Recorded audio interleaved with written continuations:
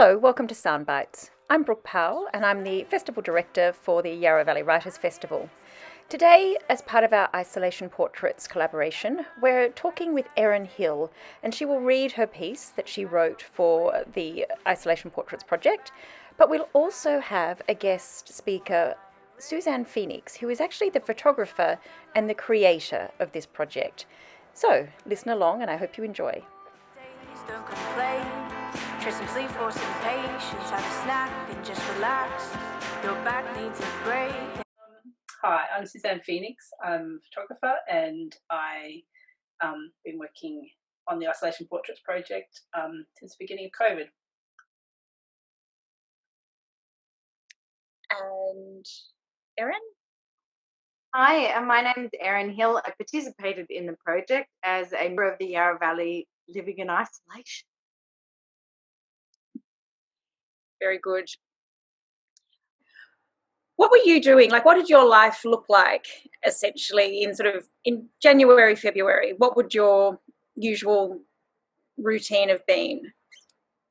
So at the beginning of this year, I had a 3-month-old. So 3-month-old baby living with us. So I was on mat leave. So not my typical day-to-day life, but the mat leave life was coming out of the called fourth trimester and finding our feet. We just joined a local mothers group, so we were doing a lot of walks and exploring the library and those sorts of catch-ups. And it was really, really nice. It was really lovely. End of summer, getting out of day, hitting the trail and connecting to the community through mum life, which is a different sort of connection to I had before. And did you have ideas of what this year was going to be? Had you already planned what the year might look like for you, or were you sort of freelancing at that stage? It's a good question. Still, ultimately, very chronically sleep deprived and putting my feet. So freelance is a good choice of words. But of course, you have vision for the year, don't you? I mean, you always do. So for mine, it's certainly divided the time I'd be on that leave versus then return to work, and that's what it's going to look like. So it was certainly kind of mapped out, but the return to work did not look like the return to work that I'm kind of doing now, and neither the last 2 months that leave either. So what happened for you in March, or was it a different month, where you got a real sense of change due to COVID-19 and not to everything else in your life? I don't know. To be honest, the whole thing feels like a never-ending blur now. It's in not leaving house on your daily basis, you realise how much that helps to keep track of what we're up to, what day we're up to, what clothes I'm putting on, what time am I setting my alarm for, and that to what day it is, what week come up, and so on. So with being at home all the time, you lose that. So it's just become a blur. So it'd be impossible for me to draw a line to say, as of this month, this is when it felt different. Especially because it was combined with other change happening at the same time. So it all just kind of evolved and merged in one grand transition into stay home forever, as it feels, and never going back to the work that I was at before, the life that I had before, which would have happened anyway. But still, it's this very sort of holding space where for me I feel very much in limbo, because I'd stepped away from so much of the 2019 life that I was living already, and then I haven't turned, but then I have returned. So it's this odd, for me, limbo land at the moment where I'm working, but work doesn't look the same, where the visions that I had about what childhood was going to look like and parenting was going to look like is also not the same. So it'll be very interesting to see what 2021 brings and whether it kind of returns to what I imagined this year would look like, but most likely it won't. Yeah, I think it's harder for people to do that division of COVID-19 piece of change in their life when they're already in the middle of such a huge change anyway. I mean, a 3-month-old brings its own level of new concentration or lack of, doesn't it? Or focus. Absolutely. Yeah. Absolutely. So, Suzanne, how about you? So when you were going into COVID or before COVID, what did your life look like and your photography practice? things have been culminating really up until that long weekend in March, and I've been working on International Women's Day project that was launched that on the Thursday night before that weekend, and then that weekend I shot a music festival, and so my life was pretty full, and I was planning to reassess once that weekend was over, and literally came back, and 2 days later restrictions came into place, or life started to change really dramatically. So there was no more live music, there's no festivals, no gatherings, and all of the work that I had lined up photographically was all taken off the table, basically. So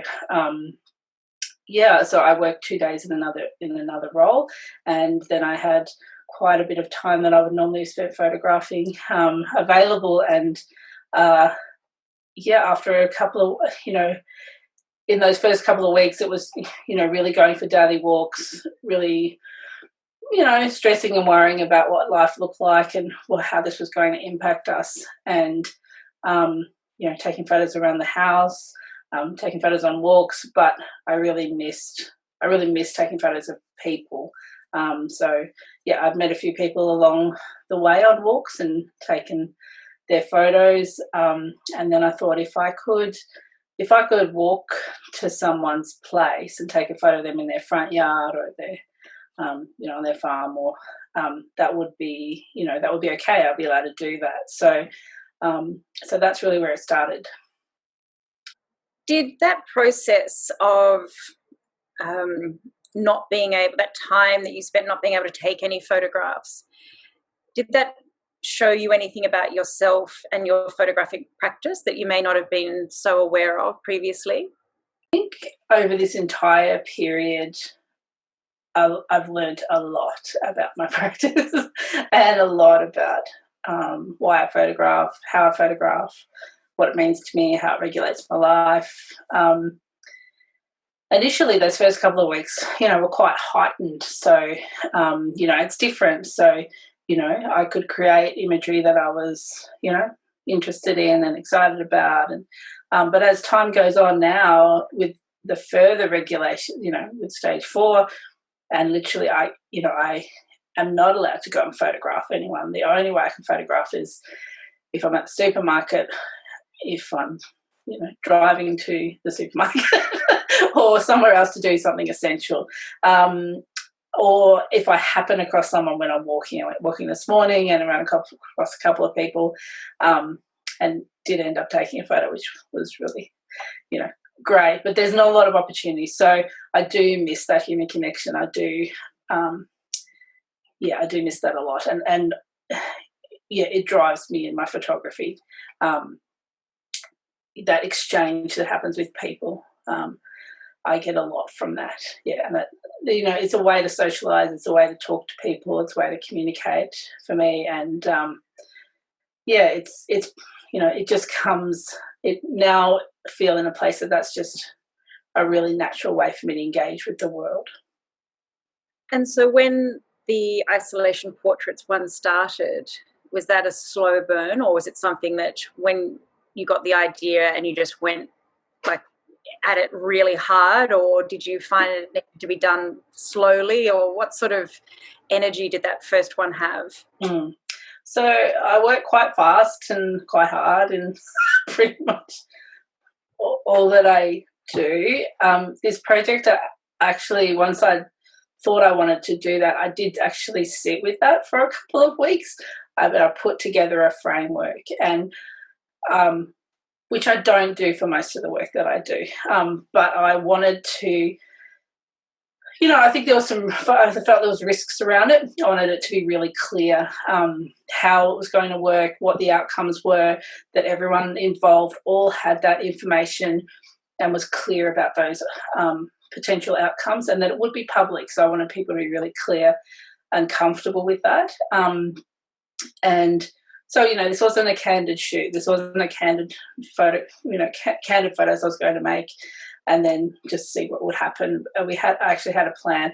Once I started lining people up, yeah, it went really fast. So the first day I went to 7 households, and the first household, I walked away from that. I feel alive again. I feel normal. I didn't realise I didn't feel normal, but I feel normal again. And yeah, by the end of that day, it was pretty crazy to have done 7 households. But I did continue with that sort of momentum, and I think it was over 30 households I shot in 3 weeks or so. And I wanted to get the magazine, that self-publication out there very quickly. And so the other component of the project is, that, as everyone probably knows, is for people to respond and provide a written response to how they're experiencing isolation, and so that was coupled with their portraits, but they came out quite quickly. So I don't know, I just had a real sense of not waiting, that I really wanted to have that finished piece of work. And maybe part of that is so that we couldn't revise it.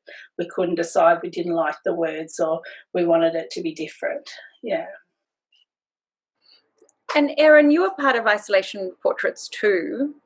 How did it feel for you being part of that process? It was fantastic. I really, really enjoyed it. And for me, that's a few reasons. I knew some other people who participated, and that I found out about it. And I started, oh, yeah, that sounds kind of cool. I'm not doing that much at the moment, so this sounds like a thing to do. And I really, really enjoyed it. What I didn't expect was a bit like I was saying, Suzanne, you don't realise that you're kind of lacking things until you get it back. And it was, oh, there's somebody here, a house, this is exciting. It's worth putting real clothes on. All these things kind of haven't done for a while. So I really, really enjoyed it. It was a fantastic sense of community. Have Suzanne turn up. She knows why she's here. I know why we're there. It's for this community project. We're working together to create something, yet we're abiding by all of these new social rules at the same time. And the logistics of how far are we from each other? Is this okay? Can we go here? Can we go there? To then have Suzanne, off she goes next to do, and to have felt like a piece of that puzzle, to be able to slot it together. So I really, really enjoyed it.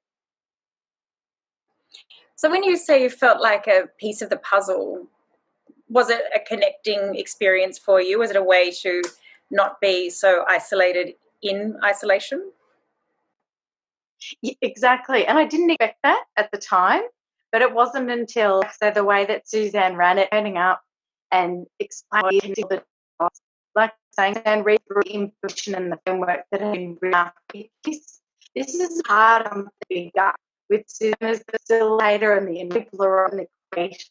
But we're all tripping and working together for this ultimate goal, to get this snapshot of the Yarra Valley in a really unique time period. So it was a great sense of connection, which I didn't expect. It was a wonderful bonus. And how did it feel when you actually saw the finished product? Was it what you expected? It was lovely. It was really lovely. And I think actually more than looking at ourselves, it was looking at the other families, because they've been done at the same time. And it really makes you reflect and think, well, we were sitting here and this was happening in our tiny little world. Everybody's worlds are very tiny at the moment. There are all of these parallel tiny worlds happening at the same time. So that felt really, really special, to be able to look at this as our snapshot and have a look at all these snapshots that were happening at the same time. Exactly like you say, connected through isolation. It's really special. And Suzanne, what was the response that you had from people? Was it different in Isolation 1 portraits to Isolation 2 in terms of, was it different needs or different attachment to it? It was much more difficult to get people to be in the second stage. Pretty much everyone I asked in the first stage agreed. There wasn't many at all who said no. And then the second stage, people felt different. And I got a lot of no's and a lot of non-responses, even when people like, oh, yeah, send me the details and I'll get back to you. I just never heard from a lot of people. So it felt different. And when I look at the two sort of different stages, there's a lot more individuals in the second stage than the larger families. Is there a different need? I'm not sure. I think the needs are probably fairly similar. I'm not sure that was a different need. Was there a different mood? Yeah, absolutely. People were sort of going back. We'd had a stage where we were going back to being able to do things we weren't able to do before, and then there was the step back into further restrictions. So I think there was a sense of still wanting to go about our things, our lives as we had done before. And so there wasn't, I think in the first stage there was a much more greater sense of time. People had a lot more time on their hands, and I was one of the few people. I was the only person they, were really seeing at their where they lived. Whereas in the second stage, there'd been a lot more interaction. So I think people had less time for it, and as far as fitting it into their day. And when I got there, most people, even though I tried to do the shoot quite quickly, the feeling was different. And I think what I sense is there was a greater sense of frustration, stress, I guess is the word I would use, and maybe a bit of confusion, and where are we going? Where are things going? And Erin, with the project, I mean, obviously Suzanne came in and took your photograph, and that's, a known piece of it. How did it feel for you to actually go away and write how you were feeling about this time? I love writing. So I'm not sure I represent everybody who would have been involved in the project, that's for sure. I love it. So when times get tough, I'm somebody who would naturally turn to writing.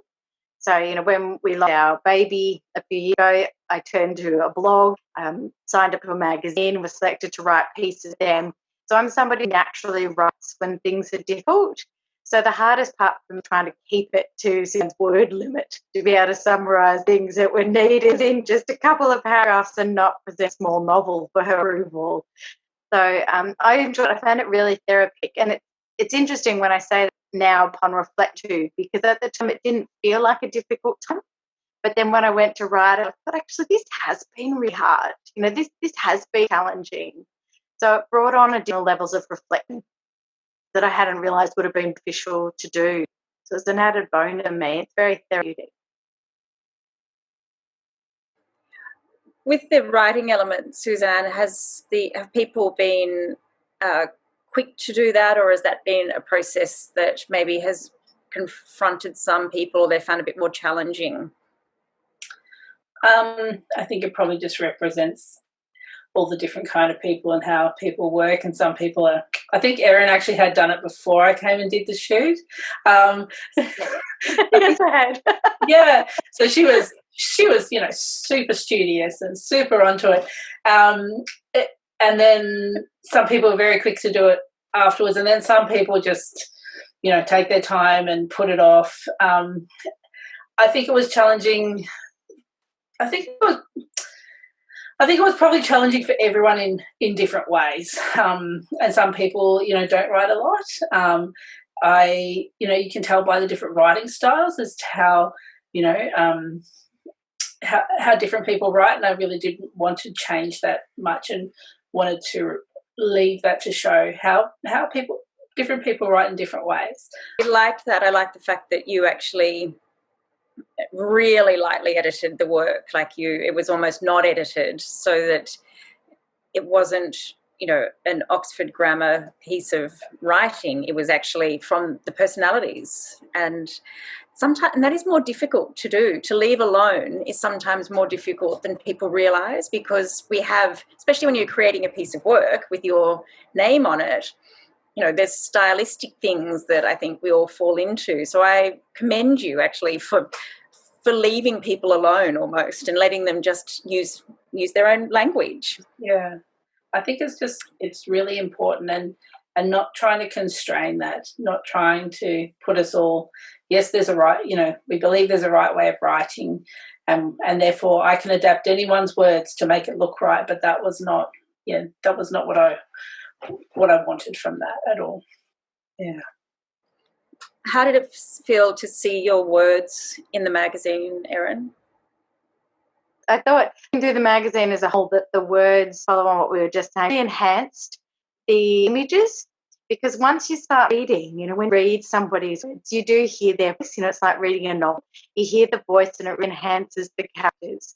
So the words paired with everybody's images really brought them to life by not seeing them. You read the different characters and you could pick that person saying or describing these things. So for mine, it felt the same. It really made the images seem authentic. Reading my words, thinking, yes, exactly, that's exactly what I was thinking and how I was feeling, and it matches, what I'm seeing in the pictures. It kind of creates a additional element to it. So for me, it's going to be a wonderful memory to be able to look back at it. Not only the visual in the photos, but you've got the words well. Brooke, I just add, I have had a lot of feedback from people on the words, and people who've got the electronic version of the publication, and people who've got the physical copy, just how the most common feedback I get is that it's so emotive, that they feel like they're in an exhibition when they're looking through the photos and then they're reading what people have written. And I've just had so many people write to me and say, I'm actually crying. Like, people who are not associated with the book at all, not involved at all, but they're having a real emotional response to it, which what I see and hear is, they're not in the same space as that anymore. As time has gone on, it feels different. But also that people don't really want to say, what I said then was, it was real, it was true. I don't want to say it's not, but I don't really feel like that anymore. But I also don't want to not be positive. Yeah. Does anyone have anything that they want to say before we wrap up? No, just thank you so much, Brooke. It's a really great opportunity to have this as part of Yarra Valley Writers Festival. I really appreciate it. It's absolutely our pleasure. It's an incredible project to have, in the region, and I hope it. I love the fact that it can't keep going forever, but I love it that it is going at the same time. Yeah, well, it might keep going for quite some time, and every time the restrictions tighter and tighter and tighter, I'm having to come up with new ways of continuing because I need to find new ways of continuing, and I think it's just so important to document it. If we've got such an opportunity here to keep documenting, this region and this community.